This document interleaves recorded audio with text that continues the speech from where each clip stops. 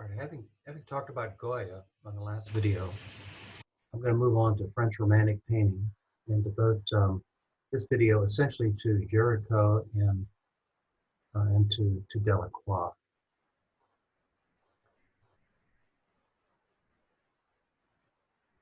I'm going to go right to some images.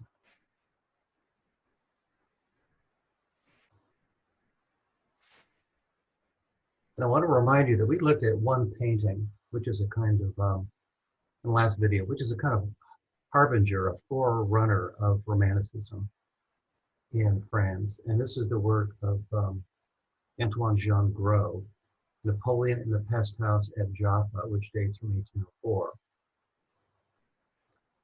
And I pointed out here the motif of the threshold of pathos, the suffering and death that is scattered across the foreground, so that one is forced to confront it, beyond which lies the propagandistic image of Napoleon visiting the pest house and bravely, as if immune to disease, touching the sores of a man ridden with the plague. The extreme of emotional and physical experience is depicted here, and the strong palette of red colors foreshadows the Romantic paintings of Gericault and Delacroix, which we'll be looking at now. Now, both of these artists, Gericault and Delacroix, were essentially self-taught. They spent some time in the studio of one of David's students, Pierre Narcisse Guérin. And Delacroix was briefly enrolled in the École des Beaux-Arts, the official government-sponsored art institution. But both artists learned their most important lessons from going to the Louvre, which had become a museum, formerly a royal palace by the late 18th century, a museum which housed a lot of works that Napoleon stole from various collections as his army ranged across Europe. And those paintings were brought back to France and put on display, alongside the paintings that had been in the royal collection of the kings of France for a century or more. And so there's a lot of great art for artists to see and learn from. And this is where Gericault and Delacroix gained the most important lessons of their artistic education. They were essentially self-taught. Gericault, Théodore Gericault, lived a rather short life, only about 31 years, from 1791 to 1824. He was independently sufficiently wealthy that he did not have to sell paintings. And when he did not win the Prix de Rome, the government-sponsored prize, which enabled a young artist of potential to go to Rome and to study there for 6 years.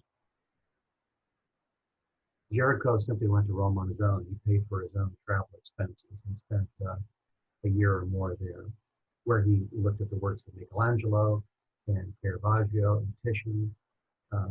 These artists offered him the greatest inspiration and examples to emulate.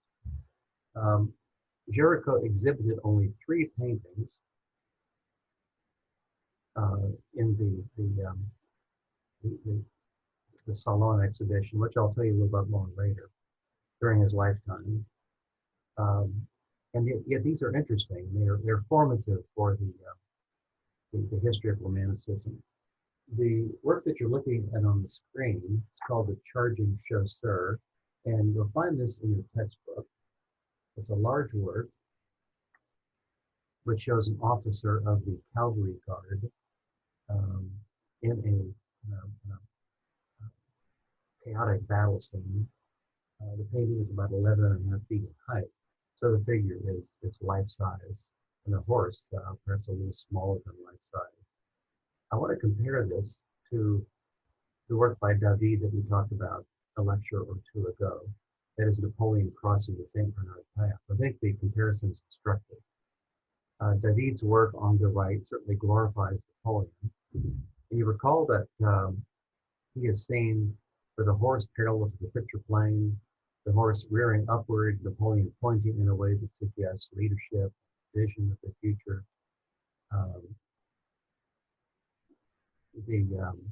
the drawing is precise, firm contour lines throughout, and of course the red cape placed strategically behind the head and Napoleon and his horse, so as to emphasize those two figures.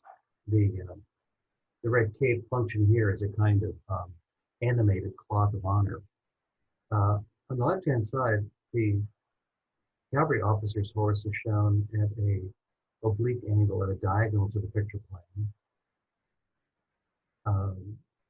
driving into distant space, but at the same time, lifting up a little bit as the officer turns around to worried about somebody approaching from behind and attempting, it seems, to ward off an enemy. So we've got multiple directions here of movement. And in a way, since we can't see that enemy approaching, there's ambiguity, there's uncertainty about what's going on. You notice that similarly, there are other figures in the far distance, which emphasizes the large size of the horse and the rider and gives some context. But in contrast to the clarity of this and the clear focus on Napoleon and a message of glorification of his leadership, we have here a lot of ambiguity and uncertainty, and this and really looking at this, one feels more a sense of fear of the unknown, fear of what might happen next. The officer is certainly dashing in his attire with a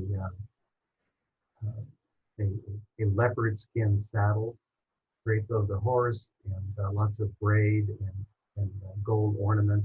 And you'll notice then the bits of red here that seem almost not to describe anything, but simply appear as red accents that surround and draw our attention to the charging chasseur. Gericault's greatest painting is the one we now see on the screen. And I want to remind you that this is discussed in your textbook, but at the very beginning of the chapter as a kind of frontispiece to the chapter on Romanticism as a whole. It appears on page 672 and 673. The work is entitled The Raft of Medusa, and it dates from 1818 to 1819. This is a very large work at 17 feet by 23.5 feet in size. We would have to call this a history painting. Clearly, there is something dramatic going on. But unlike earlier history paintings that we've talked about, which depict, the Oath of the Rati, for example, by David, an event in the early history of Rome, probably legend. The abduction of Sabine women by Poussin, again, an event from the early history of Rome.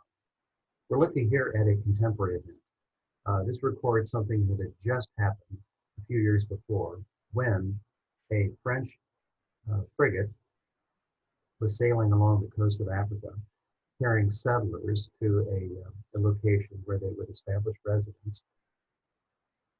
And the ship ran aground on rocks. And so about to sink, a raft was fashioned by the settlers from the deck of the ship. They might be able to survive and be rescued on. There were inadequate lifeboats, and the lifeboats were commandeered by the officers, and the settlers essentially left to fend for themselves. Initially, this raft was tethered to the lifeboats, but fearing that they might not survive, dragging this heavy load around, the officers cut the ropes and saved themselves and left the settlers to defend for themselves. The settlers, about 150 in number, so overloaded the raft that the raft itself was about a foot or two underwater. What this meant is that nobody could sit down or lie down to get any genuine sleep, and that the salt water spoiled all of the food um, that that had been taken aboard in order to provide for their needs. Um, the settlers then suffered hugely and ultimately resorted to cannibalism in order to survive. This is mentioned in the textbook as if it was sort of routine. Well, no, it was a last resort. It was what they had to do at the very end for those that were still living to survive. And eventually they were rescued. Um, their tale was then told in France, and it was learned that the captain of the ship was a political appointee, that is the son of a political leader who was incompetent and had received his command of the ship only through his relationship with his father. And so this became a political scandal, much written about in the newspapers. Well, Gericault saw this as a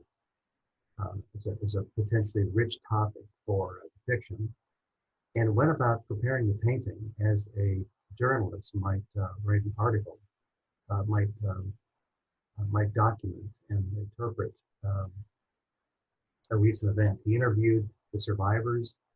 He went to the morgue and studied bodies of dead and dying. Well, not the dead, I should say, dead victims. Um, he, um, he had a raft built in his studio, and then pursuing a traditional approach, that is, lots of studies, and, drawings of individual figures. He compiled these various motifs into the painting that you see here, where about 15 people are seen. I haven't counted them in all, but you'll see that we're looking at really two groups of figures, two figures that are in two different emotional states. We might call that hope and hopeful and hopelessness. We're looking then at dead and dying across the foreground, as well as this disconsolate man who seems to hold on to the body of somebody much younger, presumably his son. We might call this, I think reasonably, again, a threshold of pathos, that motif that we saw in the pest house at Jaffa and the painting by Gros. Delacroix has depicted a moment when, on the distant horizon out here, a ship has been spotted, so the possibility of rescue is at hand, and yet the ship is so far away still, there is no guarantee that those drifting here in the raft will be seen and rescued. But in response, those that still harbor some hope mount into a pyramidal shape and desperately attempt to signal the distant ship. So the painting is organized around two diagonal lines, one that leads, these bodies that hang off the boat are very strategically placed.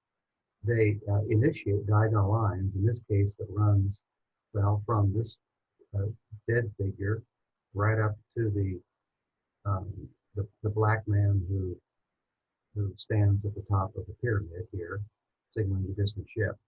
And that's opposed then by a diagonal that runs from this small makeshift sail and mast down to this figure who also hangs off the boat.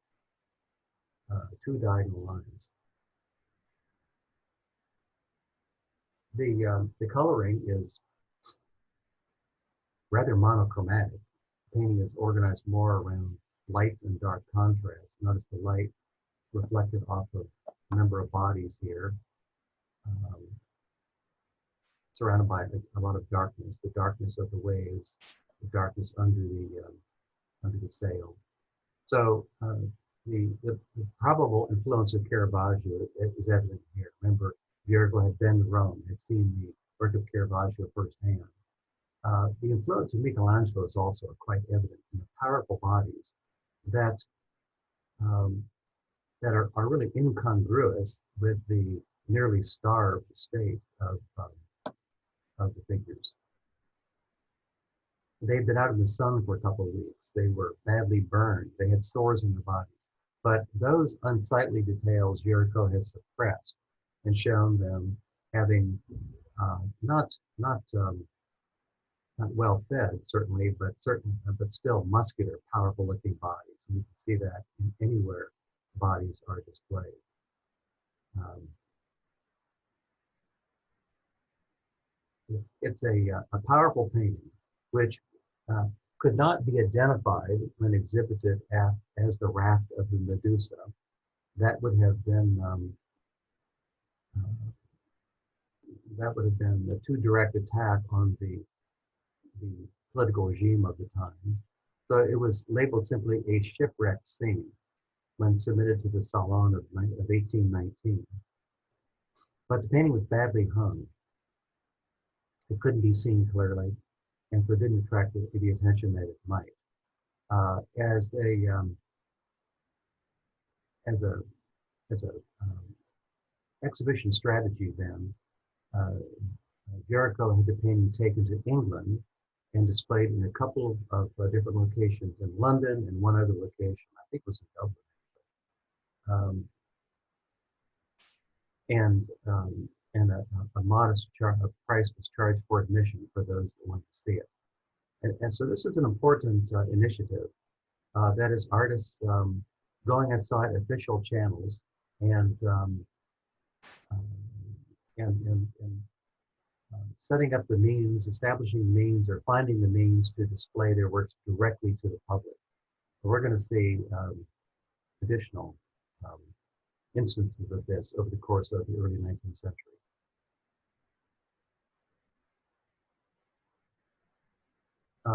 Let me mention now something about the Salon. Now you're looking at a painting that is not really important so much as a work of art, but as a document of the Salon. And what it shows us is the Salon of 1824. The painting is here by Francois Joseph Heim. And what it depicts is Charles X distributing the awards on the occasion of the Salon of 1824. Now, what is the Salon? Salon means room or hall, and refers to, the name comes from the Salon Carré, the square room, the square hall, which was a big room in the Louvre, which was used for exhibitions first of the Royal Academy members, dating all the way back to the 17th century. And at that time, the exhibition, which was held biannually, was open only to members of the Royal Academy. But after the French Revolution, which of course began in 1789, the Salon was open for participation by all artists. There was, however, a jury which looked at the submitted works and chose those that it thought was of sufficient quality to be exhibited. And the number of submissions grew considerably over the course of the 19th century, so that by the middle of the century, there might be 10,000 works submitted, and the jury had to look at all those, at least briefly, and decide on which works could be exhibited. And if there were 10,000 submitted, then there might be 4,000 to 5,000 at most, which were chosen for exhibition. It was important to artists because this was really the sole means by which they could display their works to a large audience and gain interest for their work. There were not prices put on the work. There was this idea that Salon was above vulgar commercial activity. It was about high art. And yet, if an artist's works were chosen for the Salon, and especially if they won an award, a medal, then they would be sought out by buyers. And the buyer might buy the exhibited work or perhaps a smaller copy of it. Or if the artist was a portrait painter, then the customer might want their own portrait or members of their family painted. So it was really critical for artists to succeed in the salon, were they to um, have a successful career. And so what we see here, beyond the giving of awards down below, is the way that paintings were exhibited. And you'll notice that they're not all hung at eye level so they can be seen clearly, but they're hung rather frame to frame, floor to ceiling.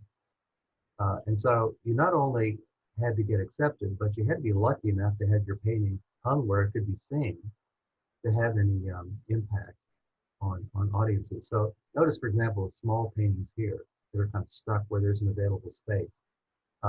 This was a time before artificial lighting could illuminate a room um, more or less equally. So those works that are in the corners and maybe up high are just all but invisible to a viewer. So this situation really called for an artist to paint a big work that would stand apart from those around, and could be. And, it was much harder to hide something like this in a corner. It demanded a central placement on the wall. We're going to be talking a lot about the salon, and I'll mention maybe the year that works were exhibited at the salon or were refused at the salon. And later on, when we talk about Impressionists, we'll talk about their initiative to set up their own means of exhibiting the work because they were refused so often when they submitted works to the salon. All right, I want to show you one more project undertaken by Gericault, and that is the painting of people suffering from states of insanity as those were understood in the early 19th century. He received a commission. It's thought from a doctor who studied psychological states to paint 8 works, which would show people suffering from different kinds of insanity. As your textbook points out, this project really is unprecedented in the history of art. Nobody had taken a serious interest in such things. But this is an example of the romantic interest in extremes kinds of human experience, extremes of human emotion.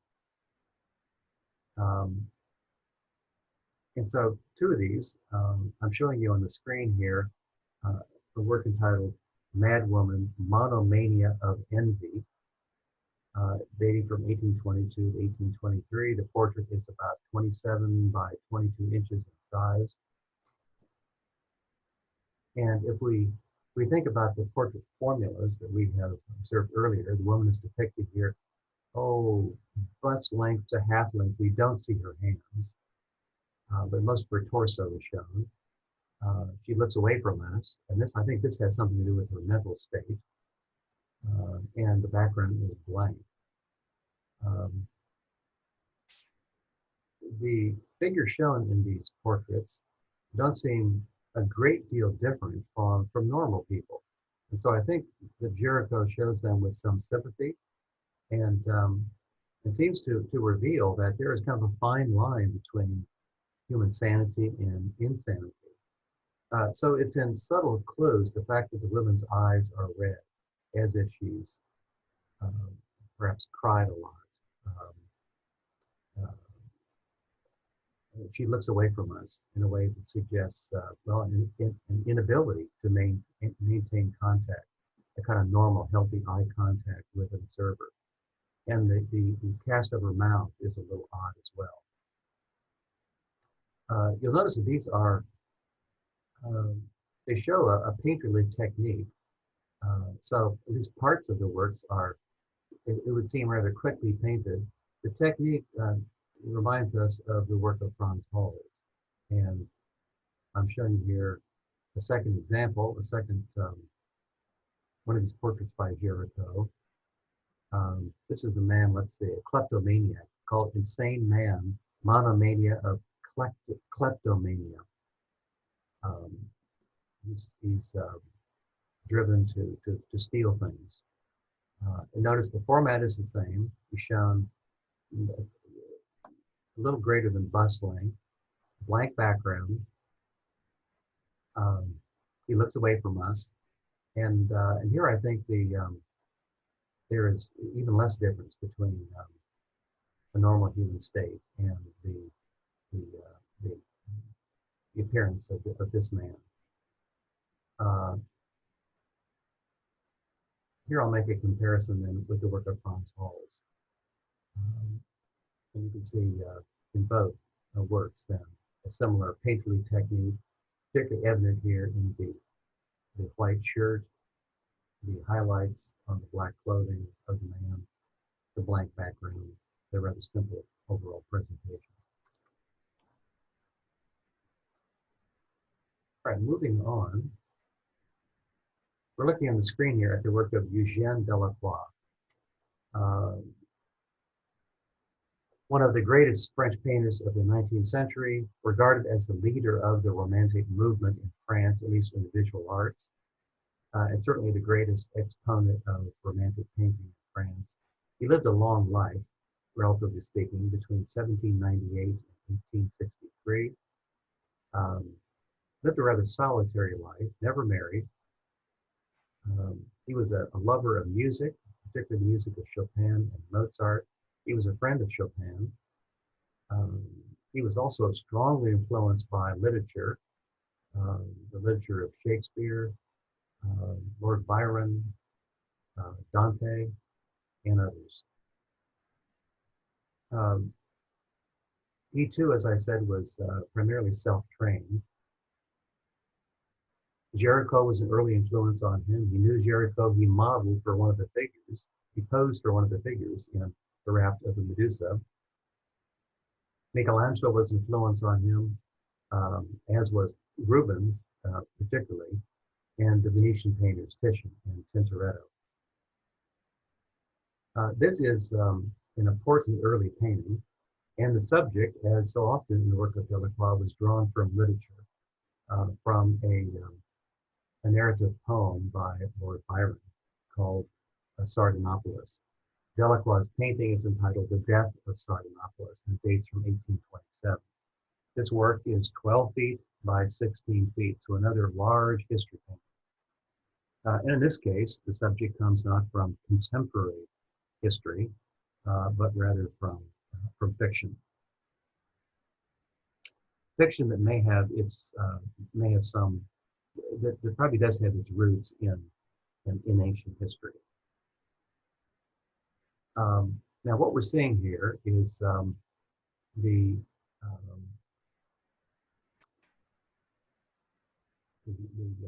Assyrian king Sardanapalus, which is a Greek version of the Assyrian name Ashurbanipal, having learned that his army has been defeated and his city, which had long been held under siege, is on the verge of being destroyed. He orders all of his possessions, his treasures, and even his harem women be destroyed and killed. So that, it was common in ancient times and really until relatively recently, that armies would gather booty. And in fact, it was the lure of booty, that is, whatever they might take from a defeated place and defeated people. So soldiers would imagine great treasures to be taken, and they would often go to war or participate in war, anticipating such a reward.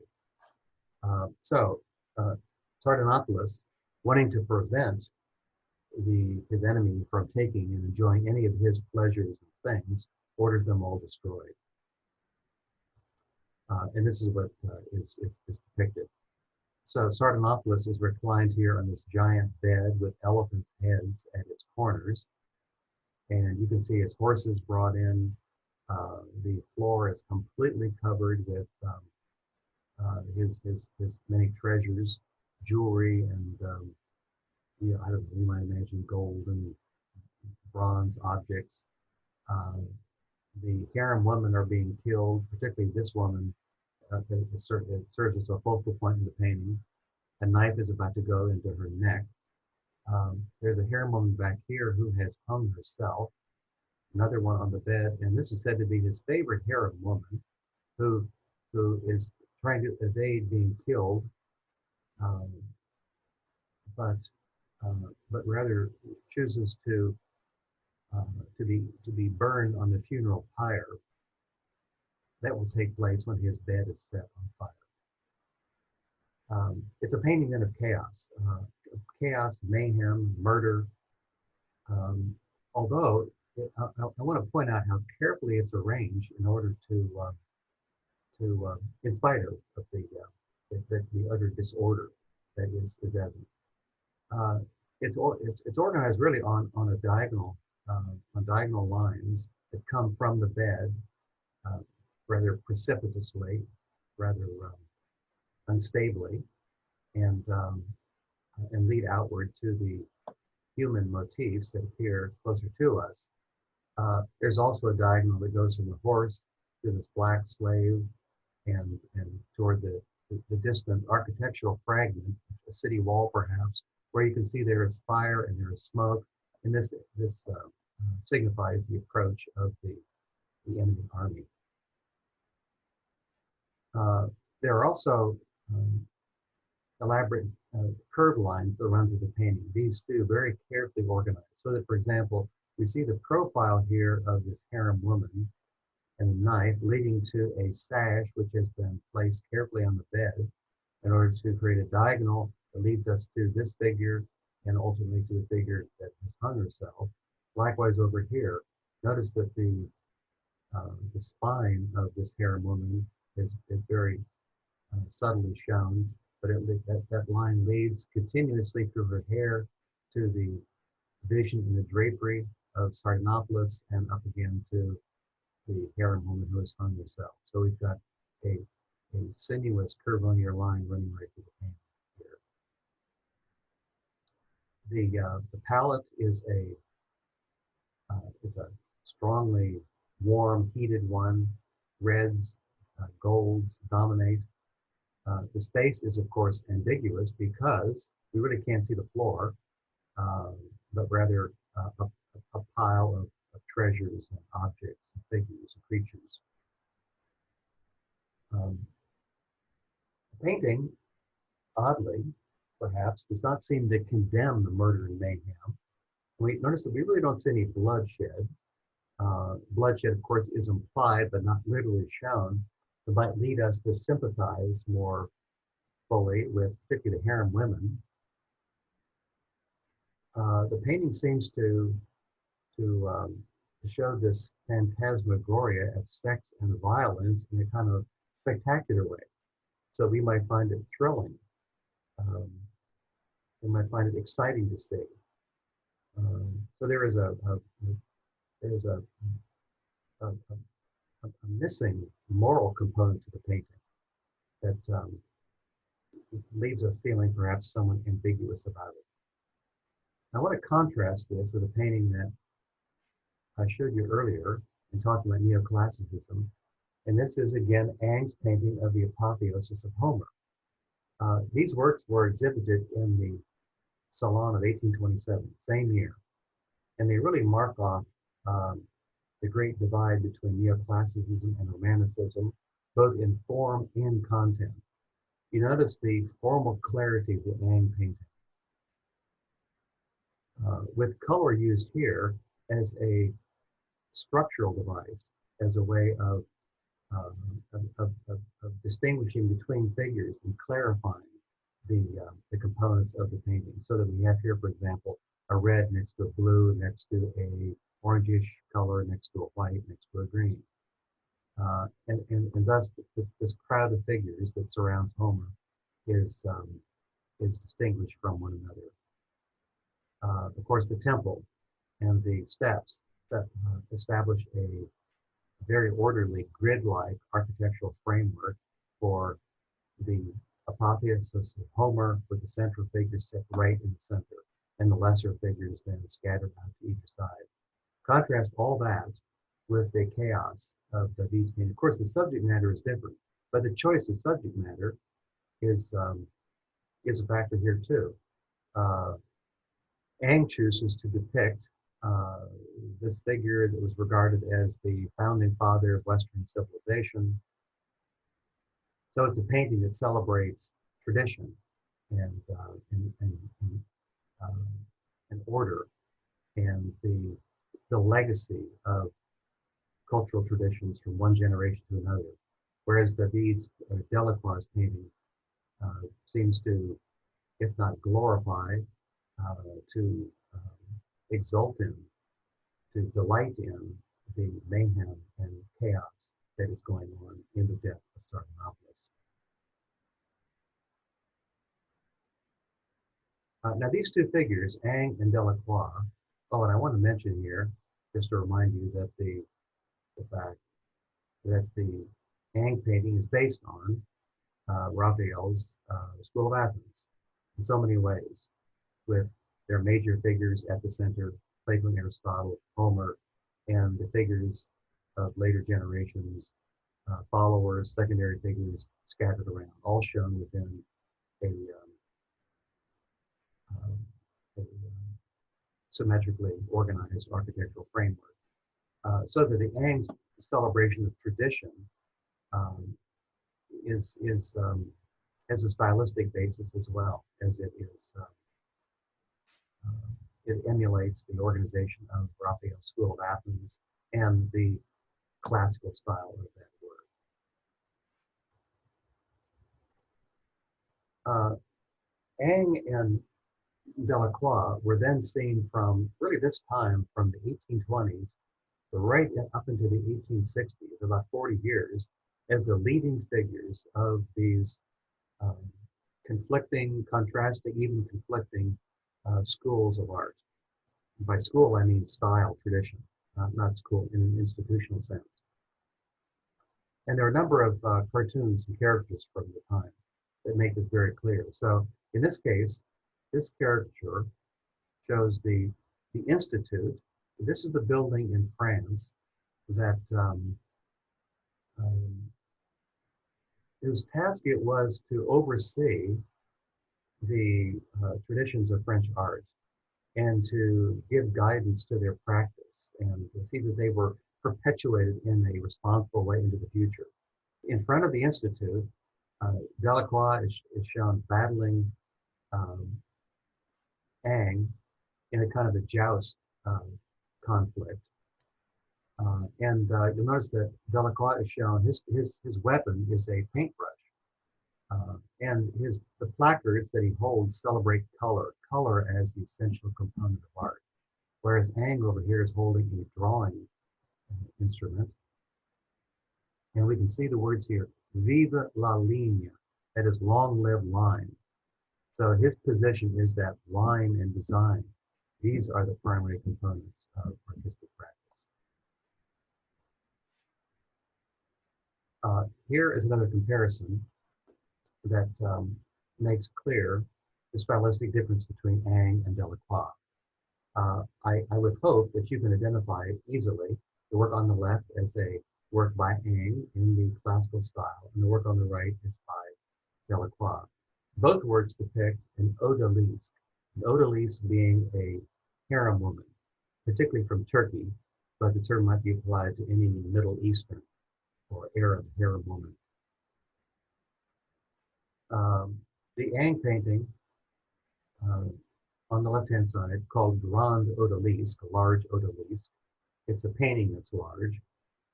Shows this woman turning to look at us. And you'll notice that the technique is a meticulous one, no evidence of brushstrokes.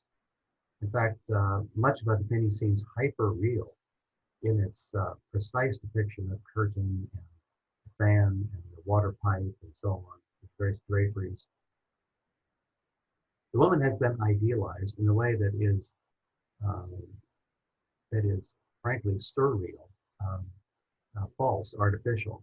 It's been said that her vertebra, her spine must be 2 vertebrae too long to be this long. You notice you can hardly see an elbow, and you can't see a wrist at all. Why? Because Ang wants to emphasize the long, sinuous, in his mind, beautiful, ideal lines of the body. likewise the spine. Uh, the leg here seems to come from the waist and not from the hip. So these figural distortions were done in the interest of idealizing the figure. Notice how the arm then leads right to a curve in the drapery. So you have a beautiful kind of inverted arch that runs through the painting. Delacroix, in contrast, paints an odalisque. This may be a study. We should be fair in this comparison and establish that. It may be a study and not a finished work.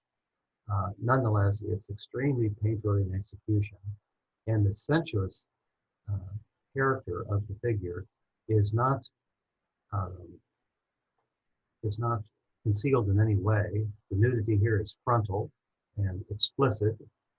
Um, the palette is a stronger one, a more intense one, particularly the red color that is given to one of the drapery on which she lies. The painting you've probably all seen before, a later work of Delacroix, is this that appears on the screen, entitled Liberty Leading the People from 1830. Another large work, 8.5 feet by about 10.5 feet. This work is partly history painting, and it, if not records or documents a contemporary event, it is certainly related to a contemporary event, and that was the Revolution of 1830. It lasted 3 days, sometimes called the July Revolution. And this brought about a change in government. The previous king, Charles X, went into exile, and then a distant relative of his, Louis Philippe, came to power, and he was the last king of France, who tried to rule in a more liberal way with greater opportunity, greater political involvement given to members of the bourgeois class. So it's part history painting, but it's also part allegory, because what we see here in the center, as the title indicates, is liberty personified in this bare-breasted figure who wears a Phrygian cap. Now, a Phrygian cap was something that dates from Roman times, and it was the emblem of a liberated slave. So she is an embodiment, a personification of liberty, and she's carrying the flag of the French Republic, not the Bourbon monarchy, but the French Republic, the tricolor. Of course, this is the flag of France today. And she's placed here in a position of leadership, as if beckoning for those that would fight for liberty to follow her direction. She holds a rifle. Next to her is a boy, maybe 12 years of age, a kind of a street urchin brandishing pistols. I'd watch out for him. And you'll notice that the other figures represent different social classes. For example, here is the blue smock worker who looks up admiringly at liberty, next to a top-headed bourgeois, identified in your textbook as a student, well, maybe. He too holds a rifle, and here's a worker behind him. So what this suggests is that different classes of people in France, even all the people of France, are responding to this call of liberty and marching forward to act on its behalf.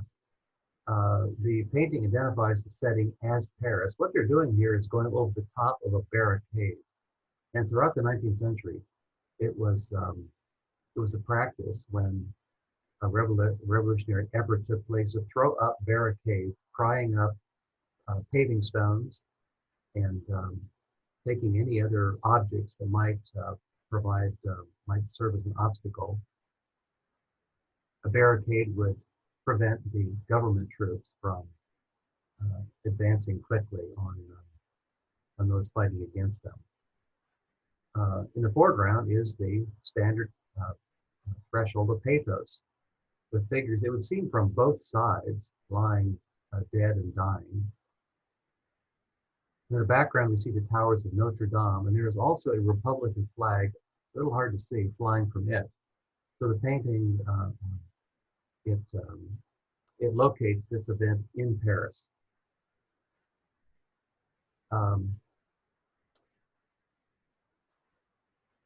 Much like Sardanapalus, but I would say a little less so. For all the chaos that we see here, if the painting is carefully organized, and I would say it's organized around a triangle that connects the figures here in the foreground. But you'll notice that the guns as well, the guns, the flag pole are part of this. But you notice the triangle is one that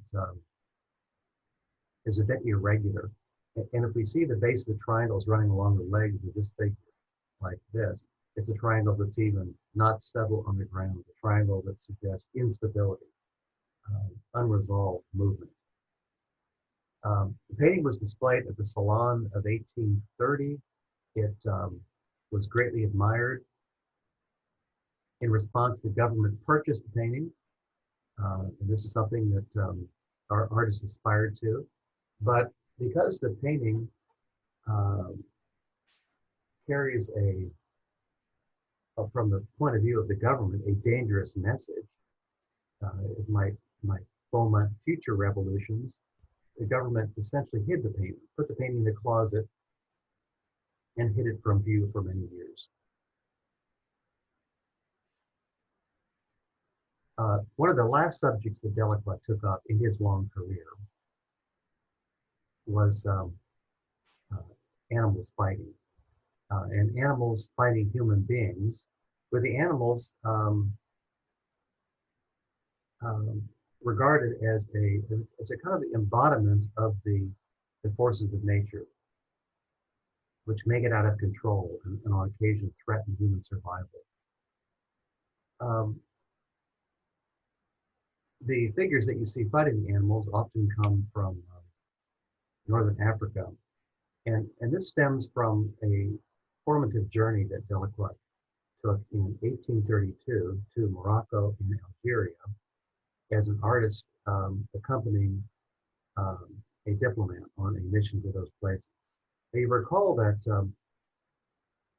going all the way back to Rubens and Velasquez and others, the Utrecht Caravaggiste, it was commonplace for artists seeking to complete their artistic educations and see the most important works in Western art history, to travel to Rome for a period of study, and there to see the works of Michelangelo, Raphael, later Nibali Carracci, and others.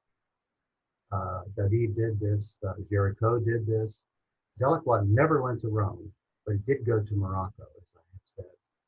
And he thought that he experienced there, a kind of living antiquity. It was as if the primitive instincts of man that he identified with antiquity, with Greece and Rome, were still very much alive in the cultures of northern Africa, of Morocco and Algeria. He came back to France and he depicted, and perhaps the most famous painting to come from that travel experience, the Women of Algiers, which is discussed in the textbook, that was painted in 1834. But these hunt scenes then followed. And we're looking at the tiger hunt, which dates from 1854. And so we see a number of North African figures dealing with a tiger here who has grabbed the legs of a horseman, of the horse, ridden by a horseman, and the horseman is trying to fight back to save himself, if not the horse that he rides. I want to show you a painting by Rubens here, which indicates Delacroix's probable inspiration. Of course, a subject of violent conflict, it involves exotic figures, is very much in keeping with Delacroix's lifelong interest. Odalisques are exotic, faraway figures. We saw violence of an extreme kind in the death of Sardanapalus.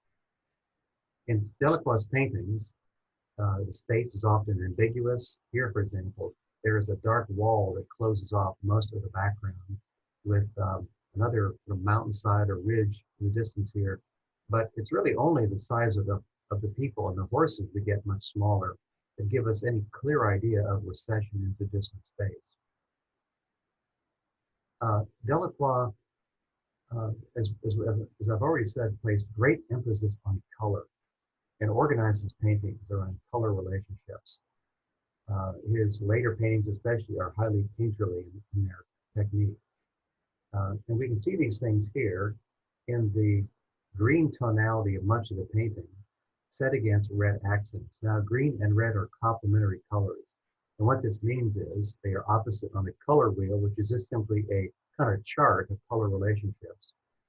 When combined, if you mix them together, complementary colors will neutralize one another and at least theoretically produce a gray. If we were to mix red and green together, that would be the result. If you put them side by side, not mixed, but juxtaposed, then they intensify one another. And through not so much scientific evidence or scientific theory, which with later painters would have the benefit of, but rather just intuition, personal discovery. Delacroix had come to realize this. And so we see him putting red accents against, and they appear on each of the figures against the green color that predominates here. Notice there's not a straight line in the work, but rather a lot of curves and calligraphic curves, as here the edge of this foreground bank, foreground mass, likewise here, and then the contour lines of the animals in the foreground. And then here, one other example, one last example. I'll show you, I think, the most spectacular of these paintings. This is called Lion Hunt, and this dates from 1852. And what we said before is all apparent here. In this frenetic activity, the struggle for survival between lions, there are a number of them, two of them, and the horses and horsemen. The green, at least tints a lot of the colors, and notice the red accents that stand out strongly. In this case, the action is kind of piled up vertically, and what we see here is a kind of vortex, the center of a vortex, from which curvilinear lines, like here, emanate outward. There's one here, here in the contour of this horse, here in the contour of the lion's back, all these lines emanating from the center. Again, the space is rather ambiguous. It's the small size, the small little red accents of these distant figures to give us some idea that the space recedes a considerable distance to this ridge line in the upper left-hand corner. Delacroix was very important for later French painters because of his masterful use of color, because of these discoveries of color relationships and how colors interact with one another. The Impressionists, Monet, Renoir, Degas studied Delacroix assiduously, as did post-impressionist painters such as Van Gogh and Gauguin and Cézanne. With that, we'll stop, and we'll be talking next about romantic landscape.